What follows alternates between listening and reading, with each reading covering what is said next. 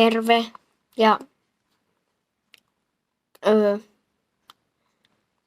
tänään mä syön tämmösen habaneron, joka on tulinen ja mä haukkaan siitä palan, koska mä varmaan kuolen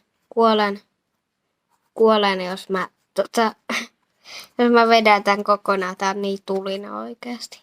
Tää on 10 tulisuusaste.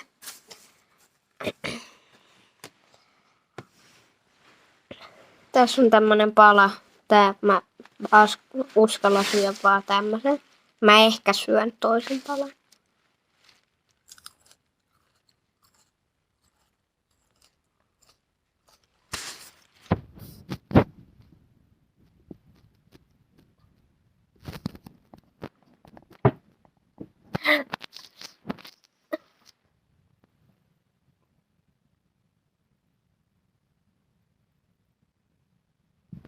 Erittäin hyvin.